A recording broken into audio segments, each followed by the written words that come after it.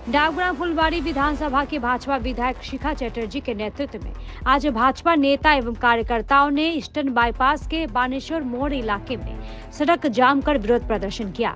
भाजपा का आरोप है कि सड़क के दोनों तरफ स्ट्रीट लाइट नहीं है, जिसके चलते अंधेरे के कारण दुर्घटनाएं हो रही है। उन्होंने कहा कि एसजेडीए द्वारा सड़क नवीनीकरण के लिए ट्रैफिक लाइट हटा दी गई थी, लेकिन सड़क नवीनीकरण पूरा होने के बाद भी ट्रैफिक लाइटें वापस नहीं लगाई गई, जिसके कारण आए दिन दुर्घटनाएं हो रही है। हाल ही में सड़क दुर्घटना में एक युवक की मौत हो गई थी। आज प्रदर्शन के दौरान विधायक शिखा चटर्जी ने सड़क सुरक्षा के लिए स्ट्रीट लाइट के साथ साथ पुलिस गश्त की व्यवस्था करने की मांग की है। दीर्घदिन एखाने एक्सीडेंट होच्छे, अंधकारे डूबे थाके বাইপাস রাত্রি হলে, অথচ এই ইস্টার্ন বাইপাস ঝকঝক করতো লাইটে, সেই লাইট এসজিটিএ তুলে নিয়ে চলে গেল। রাস্তা সারানো হবে না কি হবে তার জন্য তুলে নিয়ে চলে গেল।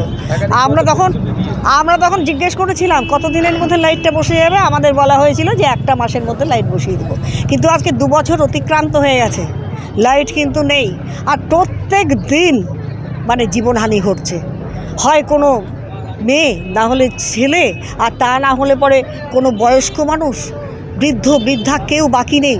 প্রতিদিন, পরশু দিনও একটা মাথা থেতলে গেছে একটা বাচ্চা ছেলে, অথচ এখানে পুলিশ পাহারা দেওয়ার কথা, পুলিশ কিন্তু পাহারা দেয় না।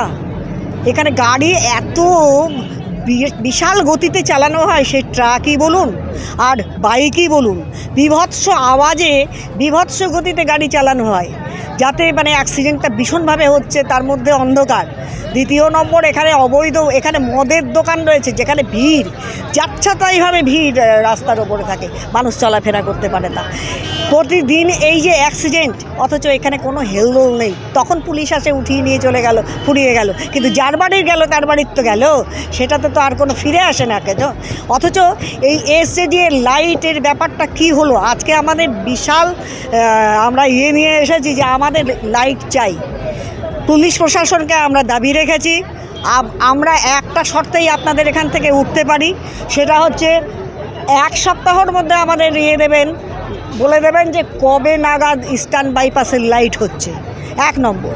দ্বিতীয় নম্বর, মদের দোকানের ওই অবৈধ ভিড় বন্ধ করতে হবে। তৃতীয় নম্বর, পুলিশের তোলা বন্ধ করতে হবে। পুলিশ যেভাবে দাঁড়িয়ে গাড়ি দাঁড় করিয়ে তোলে, সেই তোলা বন্ধ করতে হবে। 4 নম্বর হচ্ছে পেট্রোলিং করতে হবে পুলিশকে পুরো এলাকা, এইগুলোতে যাতে কোনো প্রাণহানি একজনেরও না হয়। এই সমস্ত ব্যাপার দাবিগুলো তাদের কাছে রাখা হয়েছে। তারা কিন্তু স্বীকার করেছেন যে আমরা অবশ্যই ব্যবস্থা নিচ্ছি।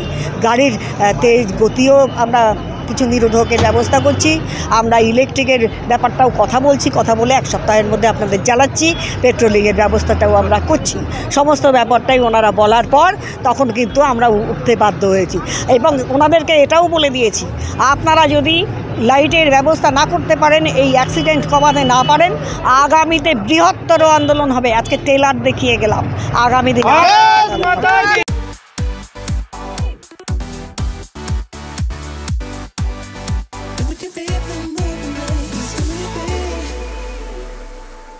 पचास 50,000 लोगों को अपनी मंजिल से है जोड़ा और नई उत्साह के साथ आए हैं फिर से थामने आपका हाथ। श्री शांति होंडा।